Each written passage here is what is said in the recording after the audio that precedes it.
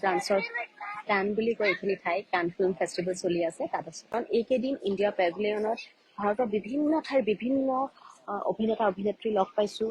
তেওঁলোকে ইয়ালৈ আহি ইমান বেছি এখন ডাঙৰ কৈছোঁ যে এখন সমুদ্ৰ আচলতে, মানুহ লগ পায়, কথা শিকে, ছবি বিভিন্ন ধৰণৰ ধুনীয়া ধুনীয়া ছবি চাব পাৰে। আৰু ইয়াতে মানে খুব ধুনীয়া এখন মাৰ্কেট আছে, মাৰ্চেডিছ জ'ন বুলি যিখন, এইখন আচলতে ইয়াৰ কাৰ্ড হয়, আপোনাক দেখাই দিছোঁ। এই কাৰ্ডখন আপুনি দেখিছেনে? ইয়াত আপুনি ৰেজিষ্টাৰ কৰিলে এনেকুৱা এখন কাৰ্ড পাব এই বেজটোৰ সৈতে। কিছুমানত বেজটো থাকে, কিছুমানত বেলেগ ধৰণৰ হয়। এই কাৰ্ডখনৰ জৰিয়তে আপুনি চিনেমা চাব পাৰিব।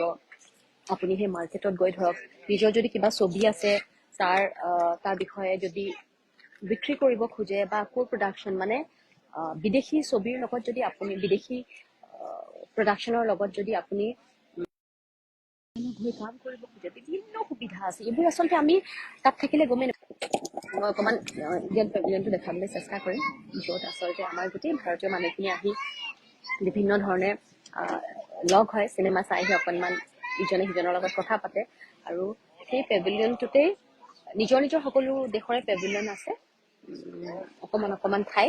সেই ঠাইটোত ধৰক যি ধৰণে ভাৰতৰ যিখিনি ছবিৰ বিষয়ে তেওঁলোকে বিশ্বক জনাব খোজে, এটা বিশেষ যেনেধৰণে মই এটা সময়ত কথা কৈছিলোঁ, সেই সময়টো আন গোটেইকেইটা পেভিলিয়নৰ যিসকল সংবাদদাতা বা সংবাদ মাধ্যম আছে তেওঁলোকক অনুৰোধ কৰা হয় আহিবলৈ। তেওঁলোক আহে আৰু তেনেধৰণে তেওঁলোকৰ সন্মুখত বক্তব্যসমূহ ৰখা হয়।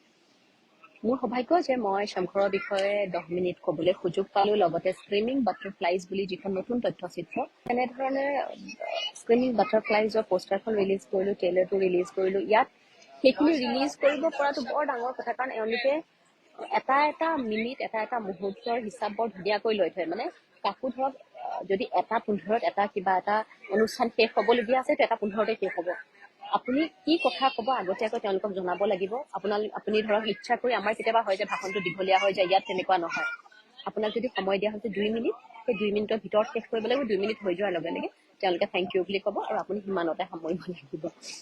মই ভাবিলোঁ যে সেইবোৰ পিন্ধি ৰেড কাৰ্পেটত যোৱাতকৈ আমাৰ নিজৰ সংস্কৃতি, আমাৰ নিজৰ মুগাৰ কাপোৰযোৰ পিন্ধি যাওঁ। গতিকে আজি মুগাৰ কাপোৰযোৰ পিন্ধি আহিছোঁ।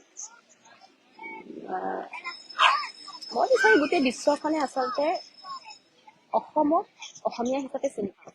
ইয়াতো মোৰ এটা গৌৰৱ হৈছে, এটা সৰু আমাৰ তাৰ জনজাতি ডিমাচা, তেওঁলোকৰ ভাষা, তেওঁলোকৰ সংস্কৃতিলৈ আজি মই এইখন মঞ্চ পাইছোঁ। মই ডিমাচা প্ৰত্যেকজন লোকক ধন্যবাদ জনাইছোঁ যে আপোনালোকৰ সেই ভাষা, সেই ৰীতি নীতিৰ বাবে আজি আচলতে মই ইয়াত থিয় হৈ আছোঁ। আৰু এই গৌৰৱটো কেৱল মাত্ৰ মোৰ নহয়, কেৱল শংকৰৰ নহয় বা শংকৰৰ টিমটোৰ নহয়, সমগ্ৰ অসমবাসী, সমগ্ৰ উত্তৰ পূৰ্বাঞ্চলৰ।